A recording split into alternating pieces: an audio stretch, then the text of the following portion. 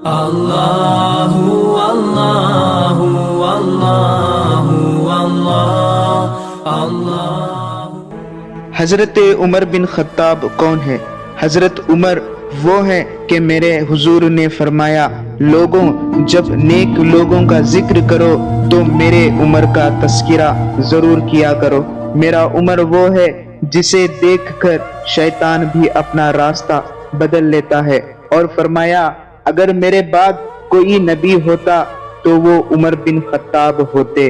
جب حضرت امیر حمزہ نے اسلام قبول کیا 48 مسلمان تھے اور یہ 39 مسلمان ہو گئے، اور نبی نے یہ دعا کی کہ اے اللہ ایک شیر دیا ہے، ایک شیر اور دے دے، اب تیری مرضی، عمرو بن حشام دے دے یا پھر عمر بن خطاب دے دے۔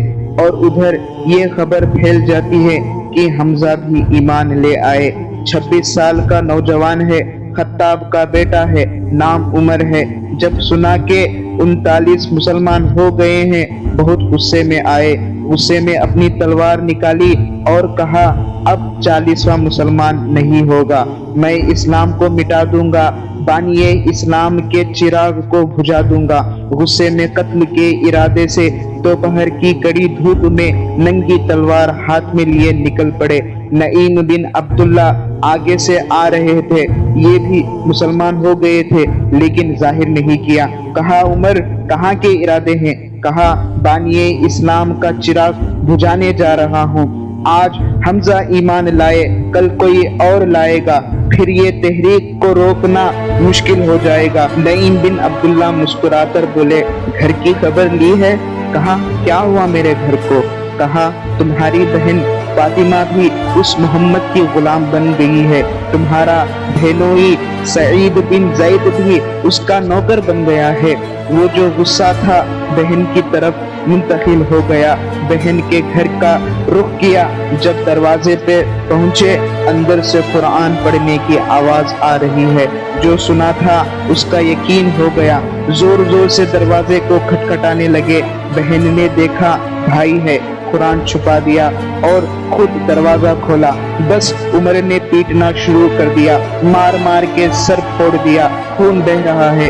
فاطمہ بنت خطاب بولی عمر تم خطاب کے بیٹے ہو، میں بھی خطاب کی بیٹی ہوں، سن لو محمد کا دامن نہیں چھوڑوں گی، جو کرنا ہے کرو۔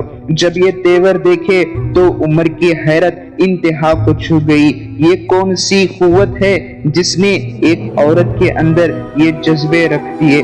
کہا اچھا بتاؤ تم کیا پڑھ رہی تھی؟ کہا تم ناپاک ہو، میں نہیں دوں گی۔ کہا کیسے دو گی؟ کہا پہلے غسل کرو۔ عمر غسل کر رہا ہے، غسل کر کے باہر آئے، بہن قرآن لے آئی۔ وہ چمڑے کے اوپر لکھا ہوا قرآن سامنے رکھ دیا۔ عمر نے کھولا اور سورہ طٰہٰ پڑھنا شروع کیا۔ عمر پڑھتے گئے، آنکھوں کے بندھن ٹوٹنے لگے، عمر کے آنکھوں سے آنسو گرنے لگے۔ عمر رو رہے ہیں، بدن کانپ رہا ہے، آئے کسی ارادے سے تھے، اب حالات کیا ہوئی جا رہی ہے۔ اپنی بہن سے کہا، اپنے بہنوئی سے کہا جس در کے تم غلام ہوئے ہو کبھی میں بھی اس در کا غلام نہیں ہو سکتا؟ عمر کی کہیں عمر نہ نکل جائے، مجھے اس چوکھٹ پہ لے چلو۔ لے گئے آقا کریم صلی اللہ علیہ وسلم کے دربار میں، اور عمر کہنے لگے اشہد ان لا الہ الا اللہ و اشہد ان محمدن عبدہ و رسولہ۔ اب عمر ایمان لانے کے بعد حضور کی خدمت میں آ کے عرض کرنے لگے حضور کیا ہم حق پر نہیں ہیں؟ فرمایا ہم حق پر ہے۔ اللہ کا دین سچا نہیں ہے؟ فرمایا اللہ کا دین سچا ہے۔ کہا آپ اللہ کے سچے نبی نہیں ہیں؟ کہا میں اللہ کا سچا نبی ہوں۔ پھر ہم چھپ کے نماز کیوں پڑھیں؟ کہا کہ عمر تم جانتے ہو حکمت ہے، اتنی ہماری تعداد نہیں ہے کہ کفار کے ظلم و ستم کے خلاف کھڑے ہو سکے۔ عرض کی حضور کعبۃ اللہ میں جا کے نماز پڑھیں گے۔ مسلمانوں کی 2 صفیں بن گئی، ایک صف کی حفاظت امیر حمزہ کر رہے ہیں، ایک صف کی حفاظت حضرت فاروق اعظم کر رہے ہیں، درمیان میں حضور چل رہے ہیں۔ اور روایت میں آتا ہے کہ عمر چلتے جا رہے ہیں، ساتھ لا الہ پڑھتے جا رہے ہیں۔ جب کوئی بھی مسلمان ہوتا تو عرب کے کفار اسے مارتے، ظلم و ستم کرتے۔ حضرت عمر جب ایمان لائے تو آپ نے ایک ایک کافر کے گھر کے دروازے پہ کھڑے ہو کے کہا، تم کمزوروں کو مارتے تھے، میں تمہیں بتانے آیا ہوں، میں محمد عربی کا نوکر بن گیا ہوں۔ بلکہ آپ نے اعلان کیا، جس نے اپنی بیوی کو بیوہ، اپنے بچوں کو یتیم کروانا ہو اور اپنے ماں باپ کی کمر کو جھکانا ہو، وہ عمر کے مقابلے میں آئے۔ حضرت عبداللہ ابن مسعود رضی اللہ تعالیٰ عنہ فرماتے ہیں، حضرت عمر کا ایمان لانا مسلمانوں کے لیے عزت کا سبب تھا، ان کا ہجرت کرنا مسلمانوں کی نصرت تھی، ان کی خلافت مسلمانوں کے لیے رحمت تھی۔ حضرت عمر کی طبیعت کے اندر جو جلال، جو سختی پہلے جو مسلمانوں کے خلاف تھا، اسلام میں آنے کے بعد اب کفار کے خلاف، منافقین کے خلاف وہ جلال، وہ سختی بدستور موجود رہا۔ سب سے کم تنخواہ جو بیت المال سے کسی وجود نے لی ہے وہ حضرت عمر نے لی ہے۔ سال میں صرف 2 جوڑے کپڑے لیتے تھے، اور راوی کہتا ہے کہ میں نے دیکھا ہے کہ اس میں بھی 17 پیبند لگے ہوتے تھے۔ حضرت ابو بکر صدیق کے بعد حضرت عمر بن خطاب خلیفہ بنے۔ 10 سال 6 مہینے اور 4 دن آپ نے خلافت فرمائی۔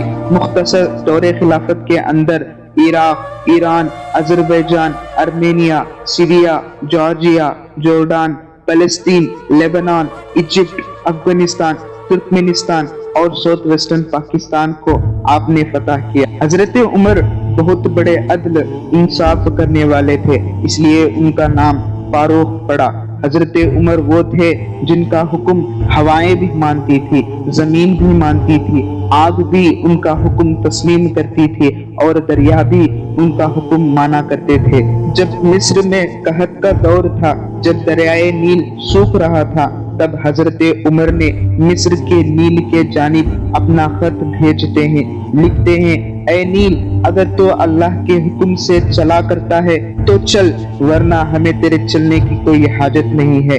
جب یہ خط دریائے نیل میں ڈالا گیا، ایسا دریائے نیل چلا، 14 صدیاں ہوئی ہے، آج تک کبھی بند ہی نہیں ہوا ہے۔ دریا بھی حکم مانتے ہیں۔ جب لاوا پھوٹ کر مدینے کی جانب بڑھ رہا تھا، تب حضرت عمر نے اپنی قمیض اتاری اور کہا، جدھر آگ بڑھ رہی ہے ادھر ڈالنا، آگ پیچھے بھاگ جائے گی۔ زلزلہ آتا ہے تو زمین پہ درہ مارتے ہیں، زمین رک جا، کیا عمر نے تیری چھاتی پہ عدل نہیں کیا ہے؟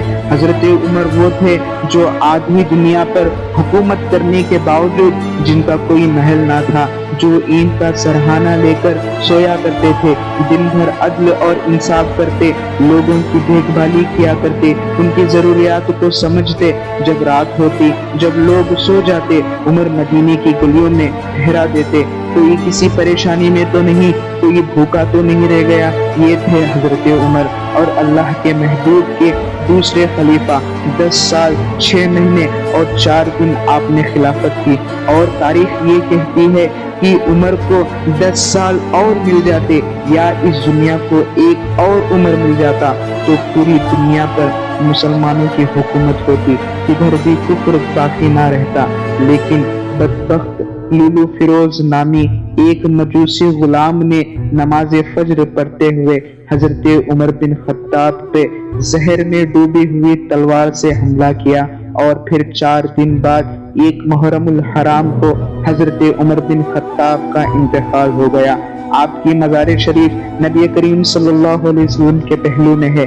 حضرت عمر وہ ہیں جنہیں نبی نے اللہ سے مانگ کر لیا ہے، اور اللہ نے عمر کی صورت میں وہ عظیم تحفہ دیا جس سے دنیا بھر میں اسلام کا پرچم بلند ہوا۔